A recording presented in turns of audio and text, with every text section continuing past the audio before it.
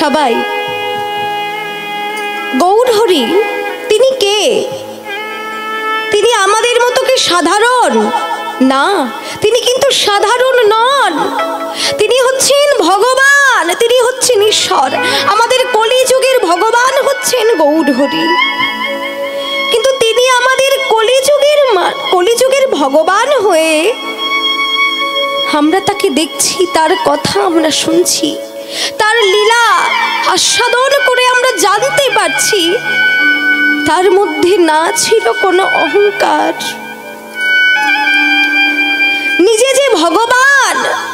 নিজে ভগবান হয়ে এই কলিযুগের মাটিতে এই ধুলায় গড়াগড়ি দিয়ে হা কৃষ্ণ হা রাধে বলতে বলতে তিনি হরিনাম বিতরণ করেছেন।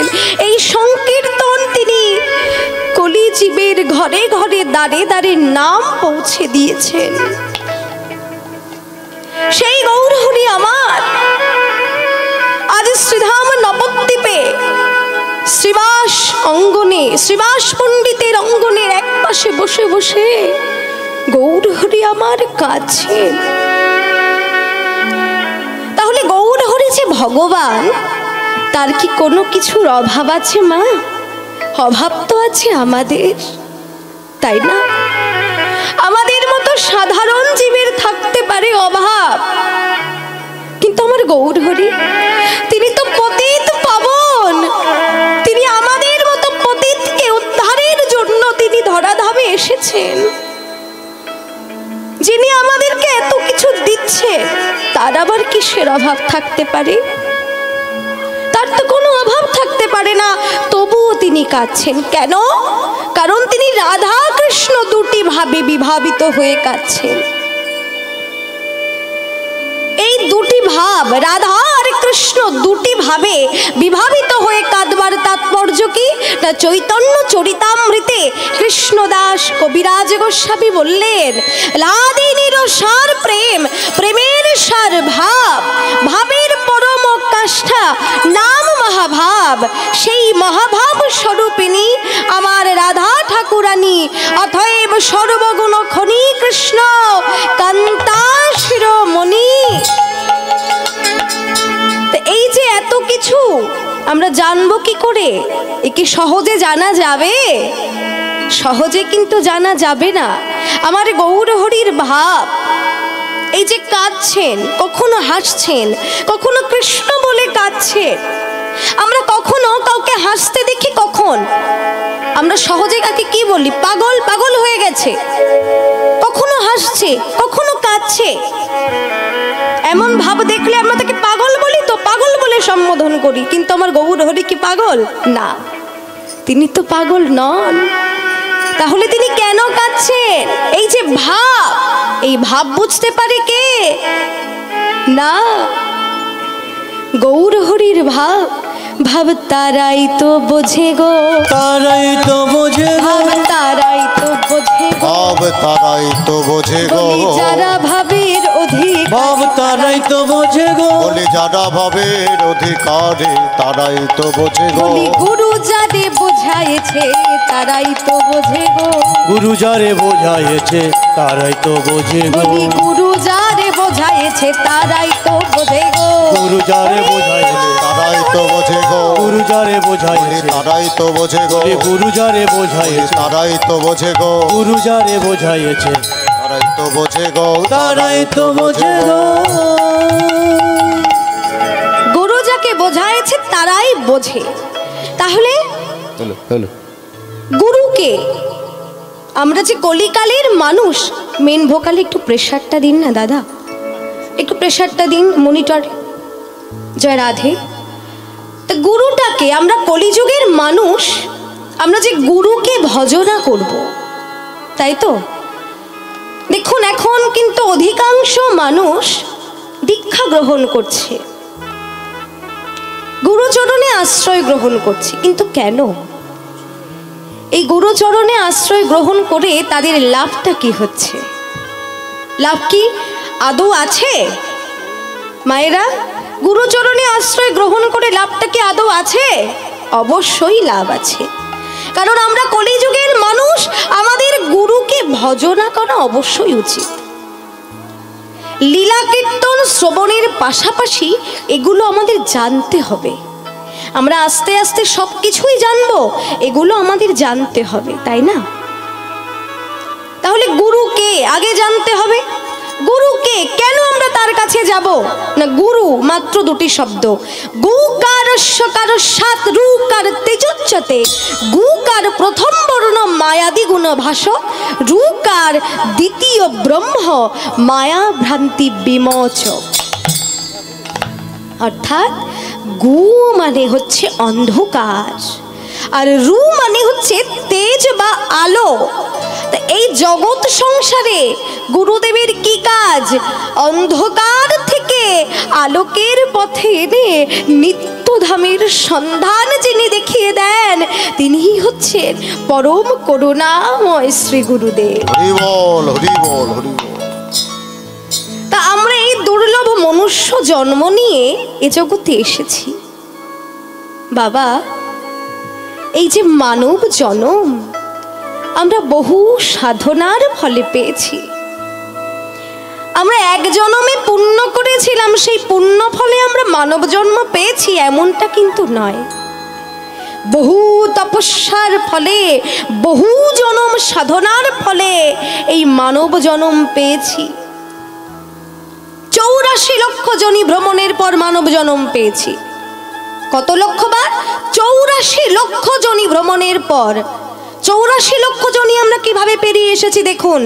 স্থাবর বিংশতি লক্ষঞ্চ নব লক্ষঞ্চ জলচরা, কৃমিনাং রুদ্র লক্ষঞ্চ 10 লক্ষঞ্চ অন্ডজা, পশুনাং 30 লক্ষঞ্চ চতুর্লক্ষঞ্চ মানবা।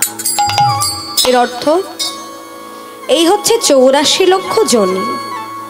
স্থাবর বিংশতি লক্ষঞ্চ প্রথমেই, ফার্স্ট অফ অল স্থাবর বিংশতি লক্ষঞ্চ। স্থাবর মানে কি? গাছপালা। গাছপালা হয়ে আমরা 20 লক্ষবার জন্ম নিয়েছি। এরপর জলচর মানে হাঙর, কুমির, মাছ, সাপ, যারা জলে থাকে আর কি। হাঙর, কুমির, মাছ, সাপ ইত্যাদি জলচর হয়ে আমরা জন্মেছি 9 লক্ষবার। কৃমিকীট, কৃমিকীট যেগুলো হয় না, ওই কৃমিকীট হয়ে জন্মেছি আমরা রুদ্র মানে 11 লক্ষবার। এরপর অন্ডজা। অন্ডজা মানে কি? অন্ডজা মানে হচ্ছে ডিম থেকে ছানা বাহির হয়। ডিম থেকে ছানা বাহির হয় কি? সাপ, পাখি, ব্যাং ইত্যাদি হয়ে আমরা জন্মেছি 10 লক্ষবার।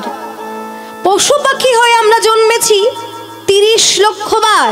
আর 4 লক্ষবার মাত্র জন্মেছি আমরা মানব হয়ে। তার মধ্যে মানুষের আকৃতি বটে, কিন্তু বিবেক শূন্য, বিবেকহীন, তাই না? যেমন শিম্পাঞ্জি, বানর, হনুমান ইত্যাদি। কিন্তু মানব জন্মের দুর্লভতা ঠিক তখনই আসে যখন জীব সংসারের ত্রিতাপ জ্বালা আর সহ্য করতে না পেরে অবশেষে গুরুচরণে যে আশ্রয় গ্রহণ করে, কৃষ্ণ চরণে যে আশ্রয় গ্রহণ করে, তখন তার লাভটা কি? না তখনই লাভ যদি এই কৃষ্ণ নাম করতে করতে এই সুন্দর মানব দেহটা যখন ত্যাগ হয়ে যাবে, তখন কি হবে? না সেই কৃষ্ণ ভজনের জন্ম আবার হবে। নিতাই গৌর হরি হরি বল, হরি বল, হরি বল। এই জন্য কৃষ্ণ নাম করা আমাদের অবশ্যই উচিত।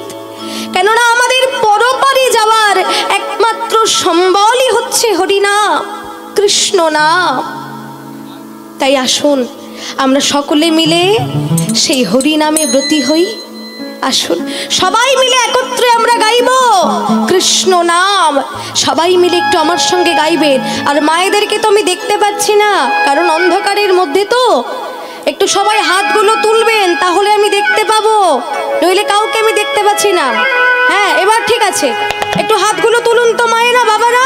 বাবা হরি বল, হরি বল। তোমরা কৃষ্ণ কৃষ্ণ বলো মুখে, তোমরা কৃষ্ণ কৃষ্ণ বলো মুখে, তোমরা কৃষ্ণ কৃষ্ণ বলো মুখে তোমরা কৃষ্ণ কৃষ্ণ বলো মুখে তোমরা কৃষ্ণ কৃষ্ণ বলো মুখে তোমরা কৃষ্ণ কৃষ্ণ বলো মুখে নামে বুক ভরে যায় অভাব মিটায় নামে বুক ভরে যায় অভাব মিটায় নামে বুক ভরে যায় অভাব মিটায় নামে বুক ভরে যায় অভাব মিটায় স্বভাব জাগায় মহাসুখে নামে বুক ভরে যায় অভাব মিটায়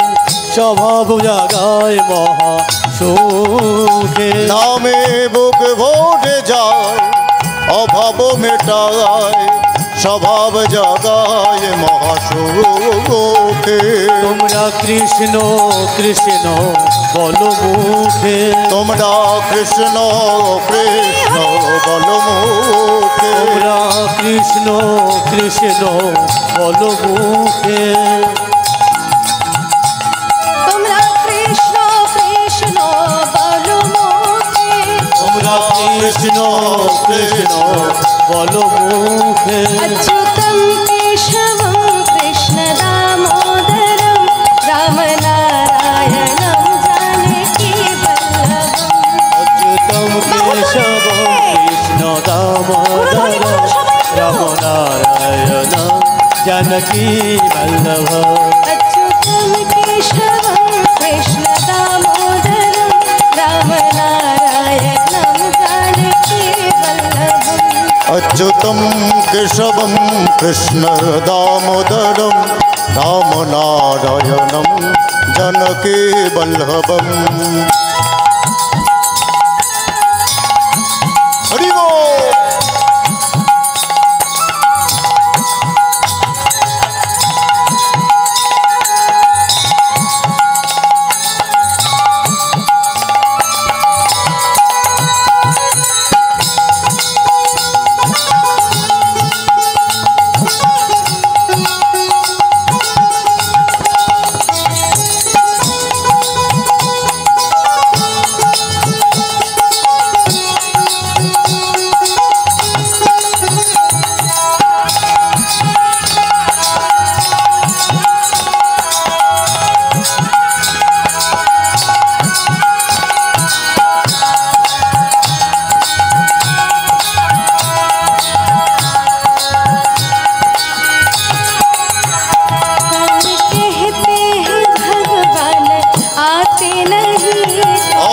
कहते हैं भगवान आते नहीं कौन कहते हैं भगवान आते नहीं कौन कहते हैं भगवान आते नहीं मीरा के जैसे बुलाते नहीं तुम मीरा के जैसे बुलाते नहीं मीरा के जैसे बुलाते नहीं तुम मीरा के जैसे बुलाते नहीं अच्युतं केशवं कृष्णदामोदरं अच्युतं केशवं कृष्ण दामोदरं रामनारायणं जानकीवल्लभं रामनारायणं जानकी वल्लभम् कृष्ण गोविंद गोपाल गाते चलो कृष्ण गोविंद गोपाल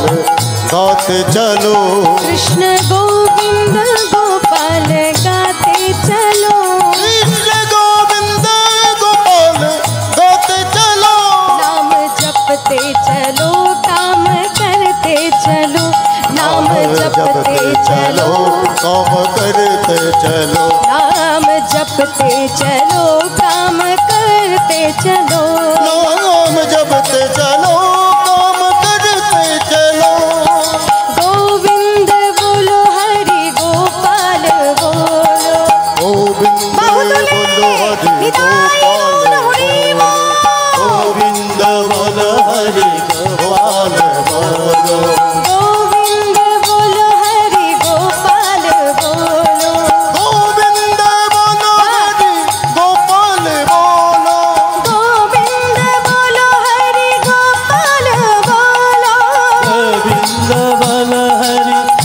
গোপাল বল গোবিন্দ বলো হরি গোপাল বলো গোবিন্দ বলো হরি গোপাল বলো রাধারমণ হরি গোপাল বলো রাধারমণ হরি গোপাল বল জয় জয় রাধা রমণ হরি গোপাল বলো রাধারমণ হরি গোপাল বল জয় রাধা রমণ হরি গোপাল বলো अच्युतं केशवं कृष्ण दामोदरं रामनारायणं जानकी वल्लभ राम नारायणं जानकी वल्लभं राम नारायणं जानकी वल्लभं राम নারায়ণম জনকী বল্লভম। আজ গৌরহরি আমার ভক্তের জন্য নামের ডালি মাথায় নিয়ে শ্রীধাম নবদ্বীপে সমুদ্ভাসিত হলেন। কেমন ভাবে না ও আরে মোর আরে মোর ও রে মোর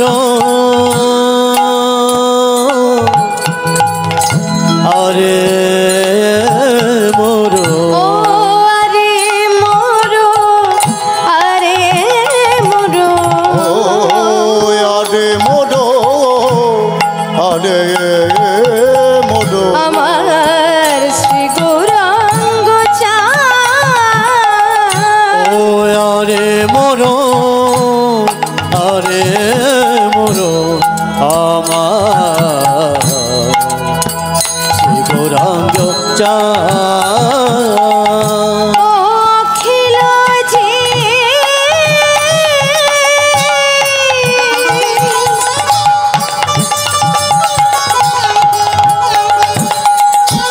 জীবের মন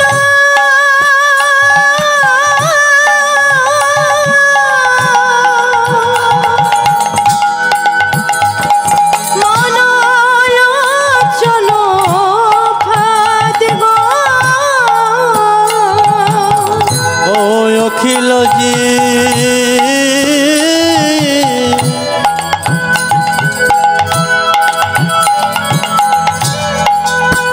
জীবের মন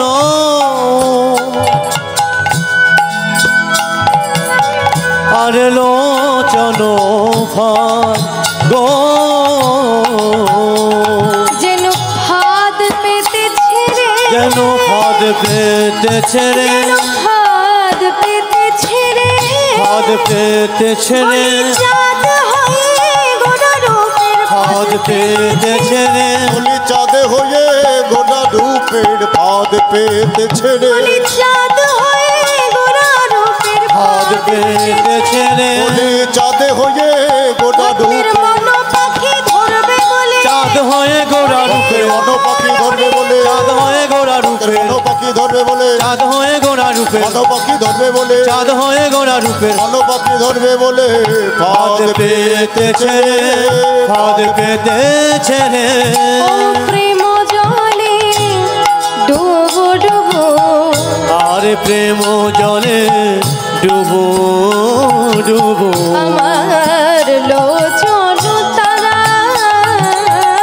আর প্রেম জলে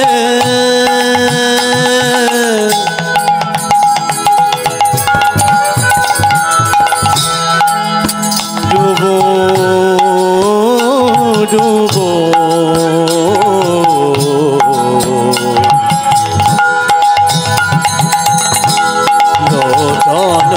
তারা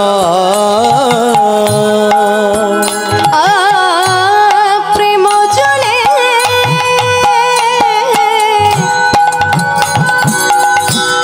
ডুবো ডুবো আমার লোচন তারা আর প্রেম জলে ডুবো ডুবো আমার লোচন তারা তারা রে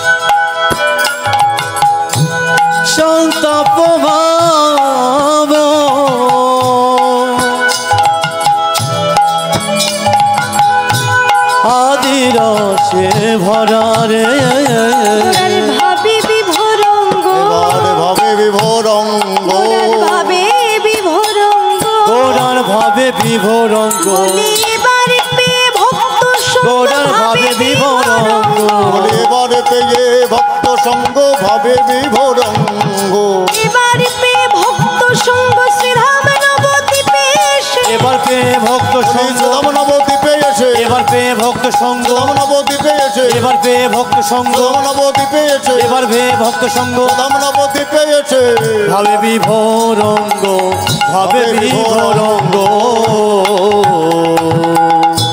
এবার বলি,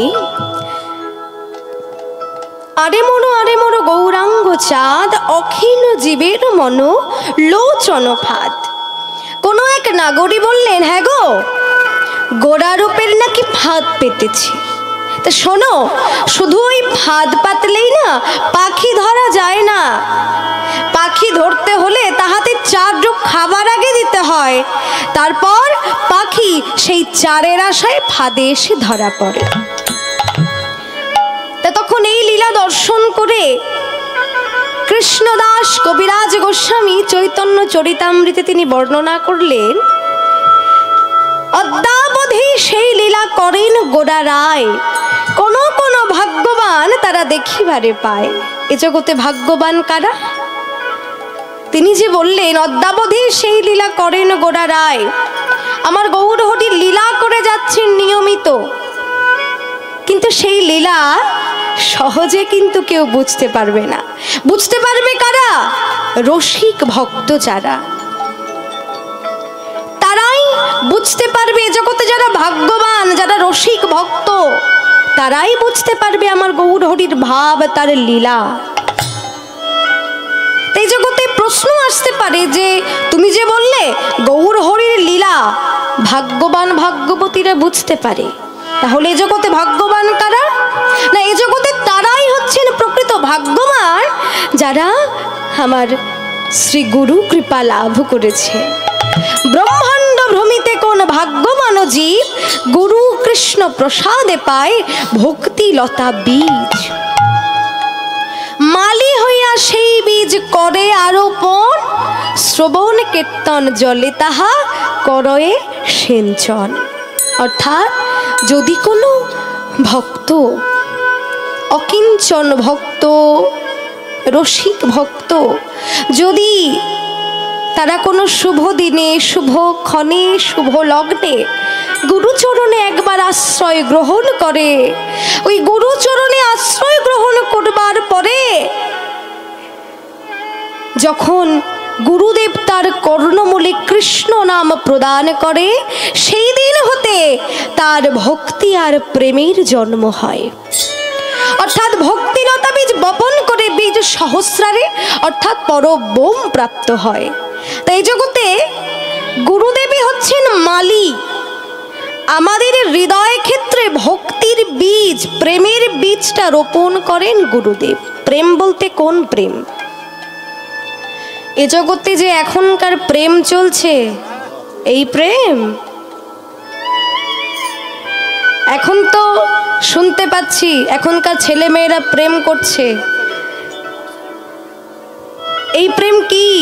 দুদিনের ভালো লাগা, অ্যাট্রাকশন। এটা প্রেম নয়, এটা পিওর লাভ নয়, এটা হচ্ছে ভালো লাগা, এটা চোখের নেশা। প্রেম যদি করতে পারেন তাহলে একমাত্র করবেন গোবিন্দের সঙ্গে, শ্রী গুরুদেবের সঙ্গে, তাহলে তাকে আর কষ্ট পেতে হবে না। ভালোবাসতে হলে আগে সেই দুটো চরণকে ভালোবাসবেন, আমার গোবিন্দের 2 রাঙা চরণ।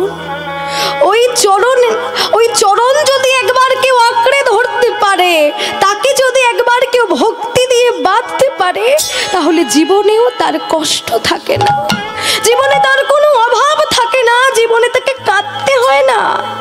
এখনকার ভালোবাসায় তো কাঁদতে হয়, ভালোবাসা করলেই কাঁদতে হবে, কিন্তু গোবিন্দের সঙ্গে ভালোবাসা করলে কখনো কাঁদতে হবে না।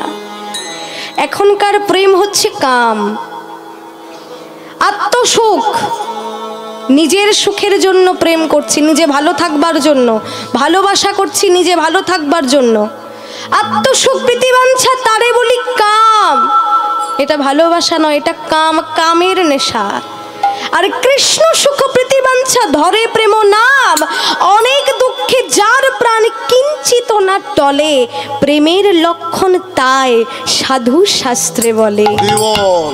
তাই জন্য বৈষ্ণব পদকবি বললেন, প্রেম চাই প্রেম চাই, প্রেম চাই প্রেম চাই, প্রেম চাই প্রেম চাই, প্রেম চাই প্রেম বলি চাই, প্রেমেতে গোবিন্দ মেলে, প্রেম চাই প্রেম চাই, আমার প্রেমেতে গোবিন্দ মেলে, প্রেম চাই প্রেম চাই, প্রেমেতে গোবিন্দ মেলে, প্রেমের ঠাকুর শ্রী গোবিন্দ, প্রেমেতে গোবিন্দ মেলে, প্রেমের ঠাকুর শ্রী গোবিন্দ, প্রেমেতে গোবিন্দ মেলে, প্রেমের ঠাকুর শ্রী গোবিন্দ, প্রেমেতে গোবিন্দ মেলে, প্রেমের ঠাকুর শ্রী গোবিন্দ, প্রেমেতে গোবিন্দ মেলে, প্রেম চাই প্রেম চাই, প্রেম চাই প্রেম চাই।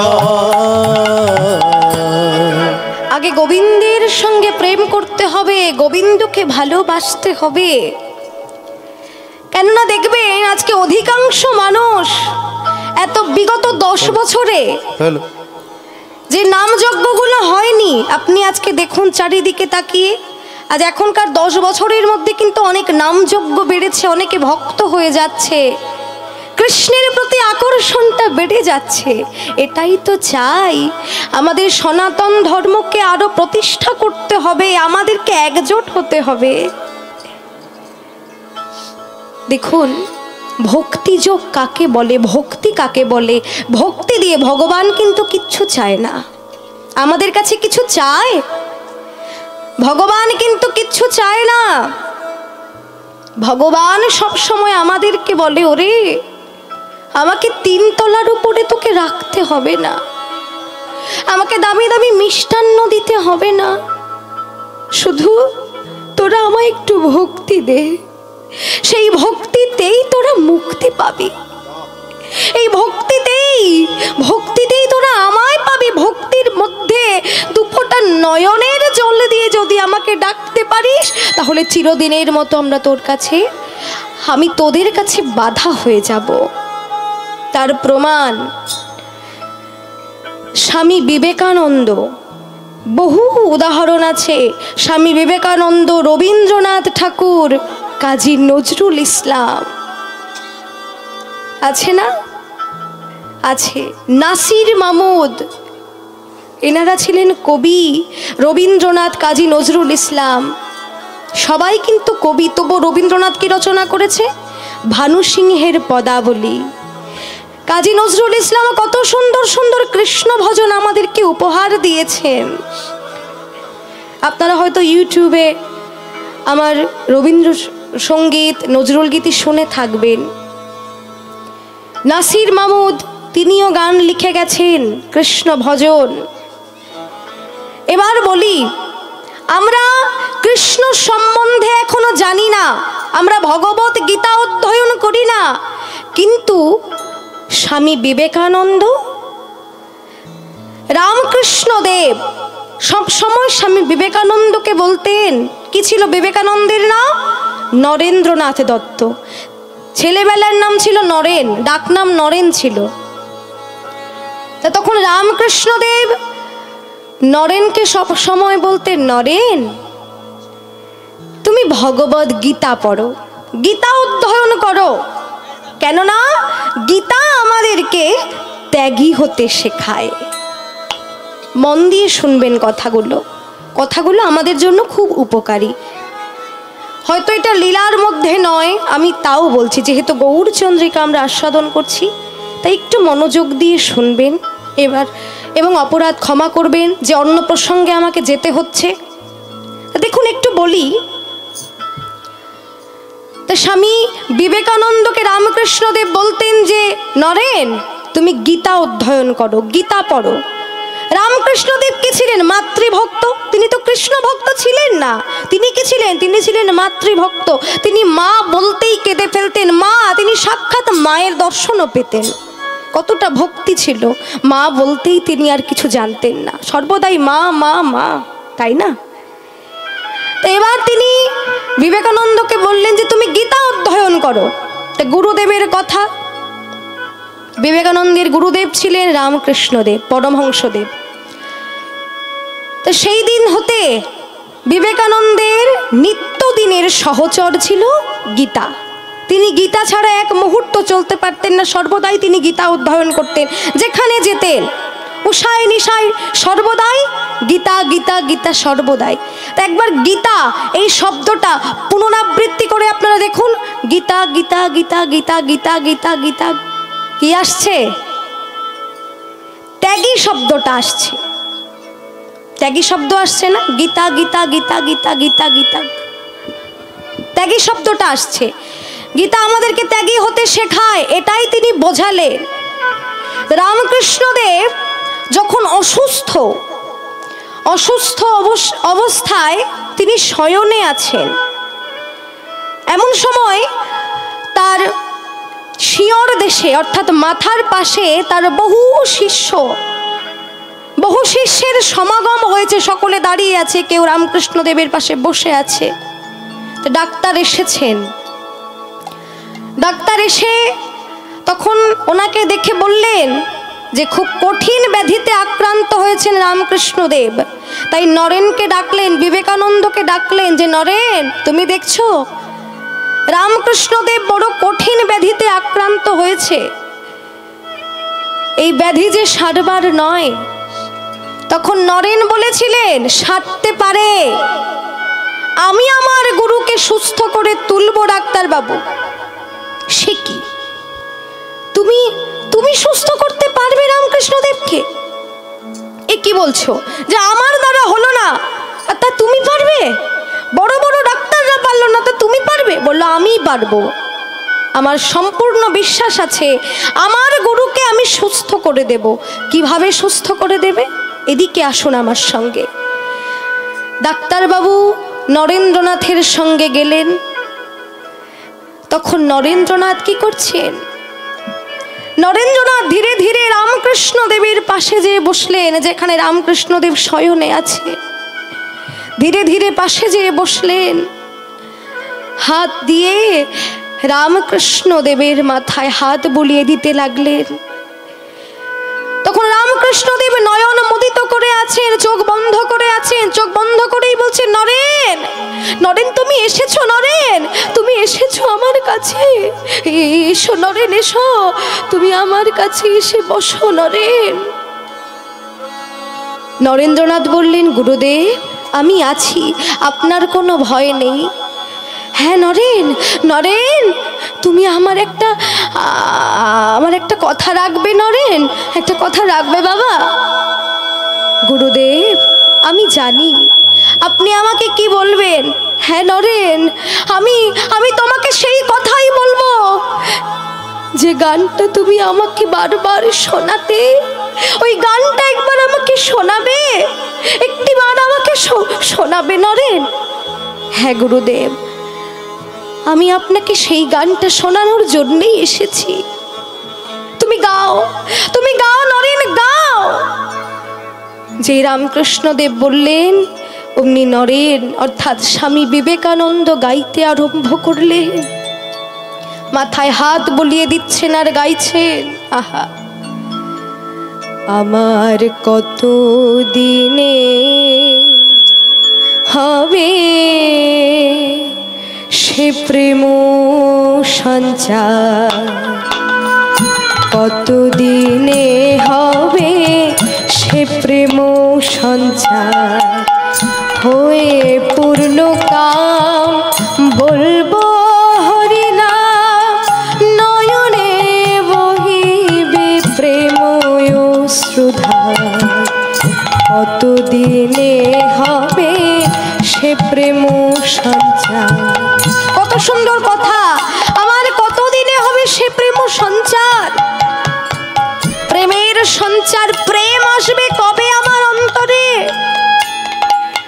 হয়ে পূর্ণ কাম বলবো হরিনাম, নয়নে বহিবে প্রেম অশ্রুধার।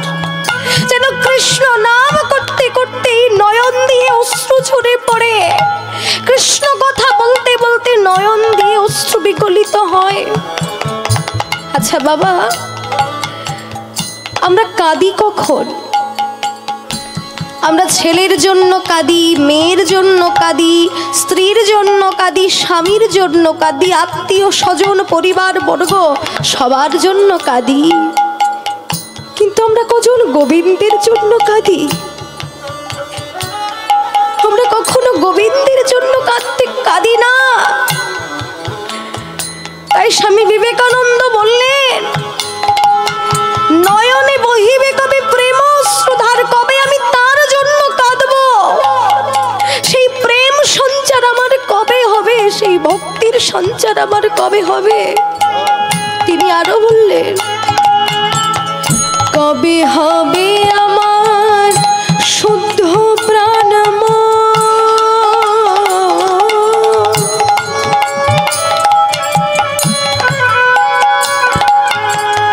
কবে হবে আমার শুদ্ধ প্রাণময়, কবে যাব আমি প্রেমের বৃন্দাবন, কবে হবে আমার শুদ্ধ প্রাণময়।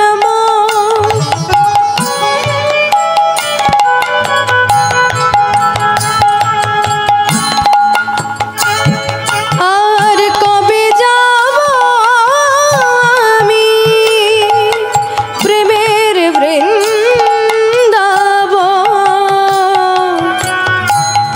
আহা, সংসার বন্ধন হইবে মোচন, জ্ঞানাঞ্জনে যাবে লোচন আধার, আমার কতদিনে হবে সে প্রেম সঞ্চার, হয়ে পূর্ণকাম বলবো হরিনাম, নয়নে বহিবে প্রেম শ্রুধার, কতদিনে হবে সে প্রেম সঞ্চার, কতদিনে হবে সে প্রেম সঞ্চার।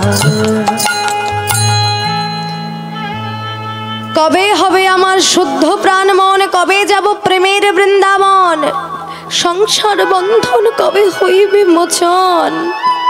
এই সংসারে আমি আর থাকতে চাই না, এই সংসার আমাকে সেই আরাধ্য দেবতার কাছে যেতে দিচ্ছে না। কবে আমি কৃষ্ণ ভজনের সন্ধান পাব, কবে আমি যাব সেই প্রেমের বৃন্দাবন। এই সংসারের বন্ধন যে আমাকে টেনে ধরে আছে, না তোকে আমি যেতে দেব না, তুই এই সংসারেই থাকবি, তোকে আমি যেতেই দেব না।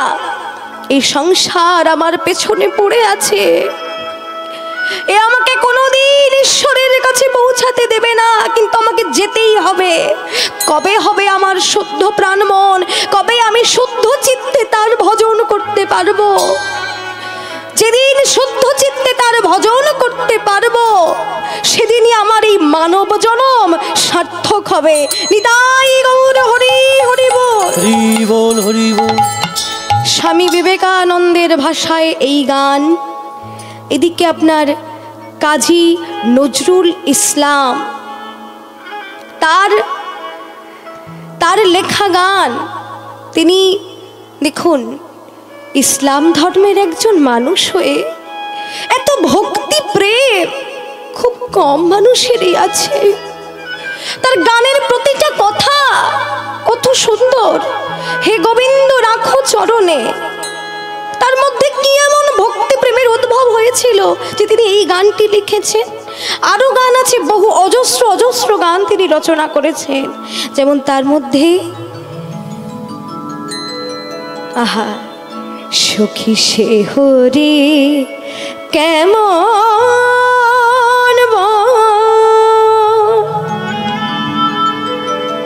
নাম শুনে যা এত প্রেম জাগে, চোখে আনে এত জল, সখী সে হরি কেমন নাম শুনে যায়, এত প্রেম জাগে, চোখে আনে এত জল, সখী সে হরি কেমন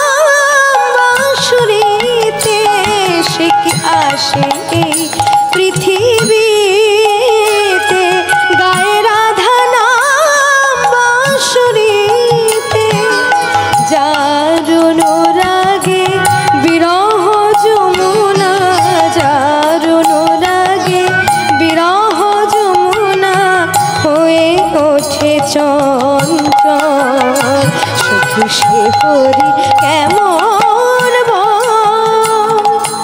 নাম শুনে যার এত প্রেম জাগে চোখে আনে এত জল সে হরি কেমন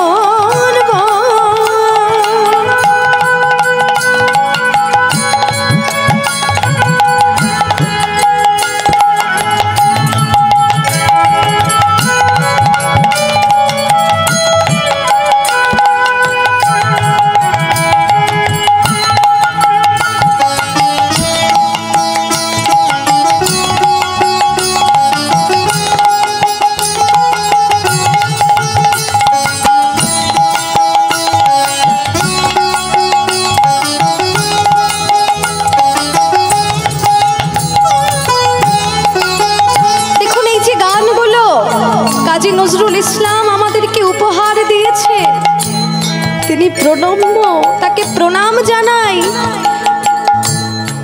তিনি চলে গেছেন, তিনি আমাদের মধ্যে আর নেই, তবে তিনি বেঁচে আছেন। কোথায়? এই যে গানের মধ্যে তিনি বেঁচে আছেন। এখনো যে আমরা এই গানগুলো গাইছি, তার লেখা গান, তার রচিত এই যে গান, এই গানের মধ্যেই তিনি বেঁচে থাকবেন। কত সুন্দর তিনি লিখে গেলেন। সে কি আসে এই পৃথিবীতে, গায়ে রাধা নাম বাঁশুরিতে, শুনেছি তার বাঁশিতে, তার বাঁশি নাকি রাধা রাধা গান গায়। এখনো কি তিনি আসেন এই পৃথিবীতে, গায়ে রাধা নাম বাঁশুরিতে? যার অনুরাগে ওই বিরহ যমুনাও হয়ে ওঠে চঞ্চল, সুখী সে হরি কেমন বল। আবার বললেন, তারে কি নামে ডাকিলে আসে, কোন রূপ কোন গুণ পাইলে সে রাধা সম ভালোবাসে। তারে কি নামে ডাকিলে আসে, কোন রূপ কোন গুণ পাইলে সে রাধা সম ভালোবাসে। সুখে শুনেছি সে নাকি কালো,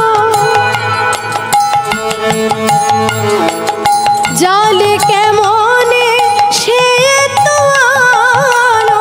সুখে শুনেছি সে নাকি কালো, জালে কেমনে সে তো আলো। মায়া ভুলাইতে মায়া বিষে নাকি, মায়া ভুলাইতে মায়া বিষে নাকি করে গো মায়ারো ছল। সুখী সে হরি কেমন বল, নাম শুনে যার এত প্রেম জাগে চোখে আনে এত জল। সুখী সে হরি কেমন বল, সুখী সে হরি কেমন বল, সুখী সে হরি কেমন বল। জয় নিতাই, জয় গৌর। একটু অন্য প্রসঙ্গে চলে গেলাম, তার জন্য আমি ক্ষমা চাইছি সকলের কাছে, কিন্তু এগুলো আমাদের জানতে হবে। কীর্তন গাইছি, কীর্তন আমরা শুনছি, কিন্তু কীর্তনের আসল মানেই আমরা জানি না। কীর্তন কি? কীর্তন কাকে বলে? শুধু ওপারাতে কীর্তন হচ্ছে, চলো যাই শুনে আসি। কীর্তন শুনে কিছু সময় পরে চলো খেয়ে দিয়ে বাড়ি যাই, ঘুমিয়ে পড়ি।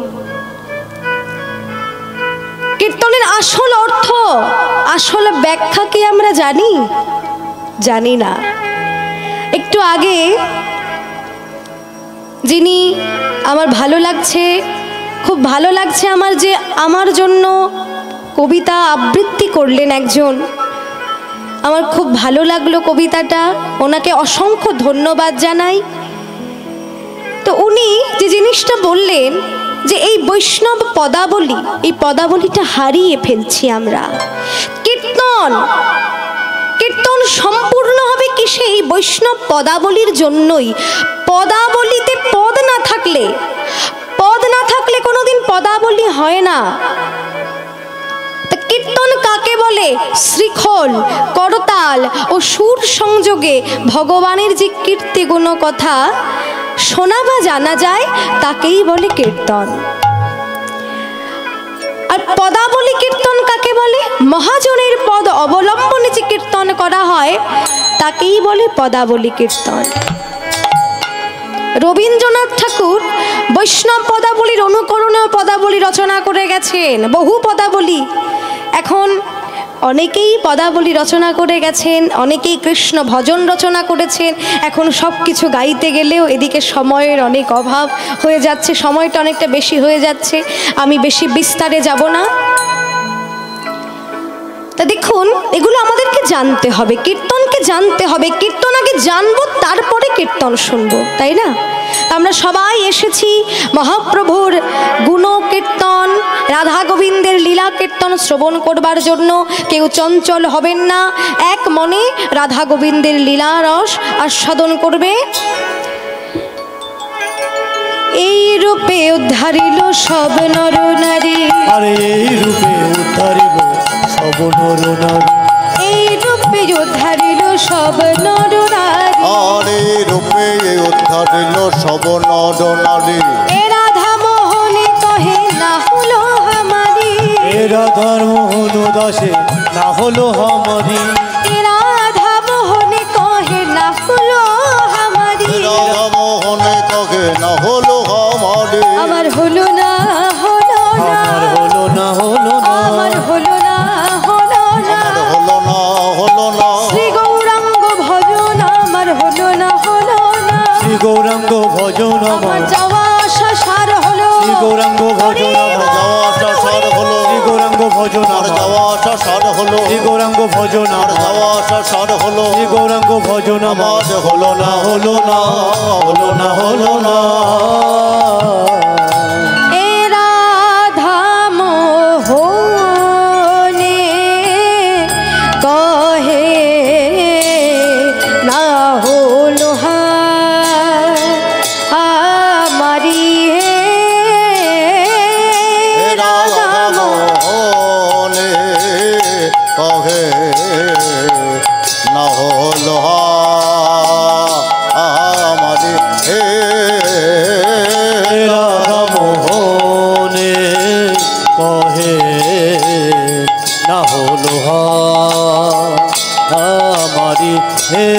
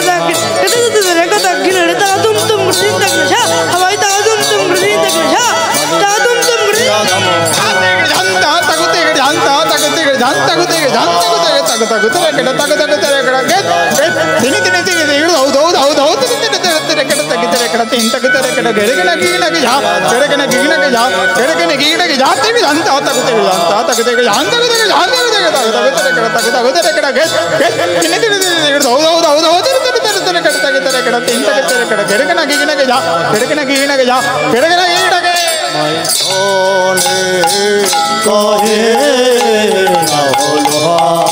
না হলো আমারি, রাধা মোহনে কহে না হলো আমারি, হে রাধা মোহনে কহে না হলো আমারে।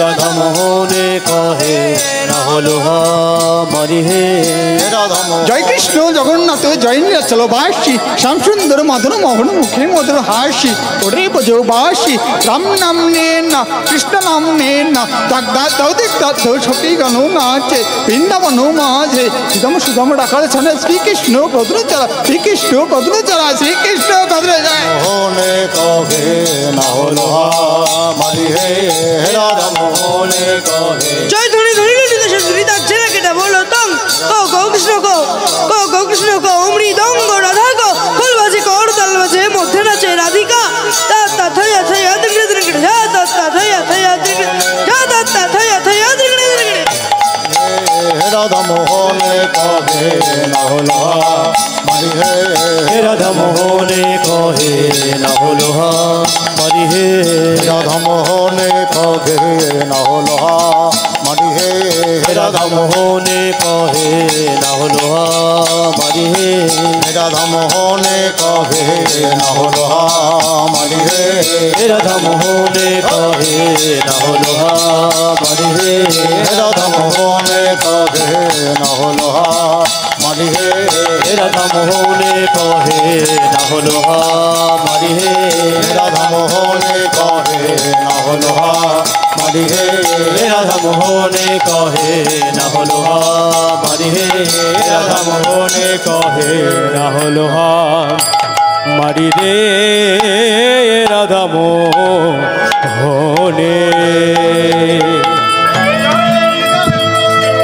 জয়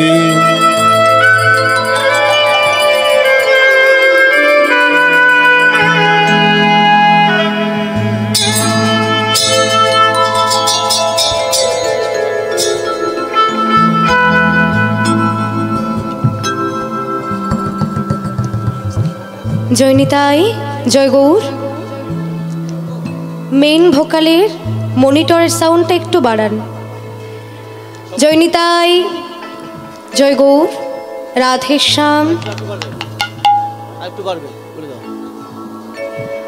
আর একটু বাড়ান জয় নিতাই জয় গৌর হরে কৃষ্ণ হরি বল জয় রাধেশ্যাম জয় রাধে হরি বল জয় হরি নিতাই বল জয় নিতাই জয় গৌর ঠিক আছে উপস্থিত সকল গৌর অনুরাগী ও কৃষ্ণ অনুরাগী সকল ভক্তমণ্ডলী ভক্তিমতী মায়েরা সকলের শ্রীচরণ ধুলি পথের পাথেয় করে লীলা কীর্তন আরম্ভ করছি। এত সময় আমরা আস্বাদন করলাম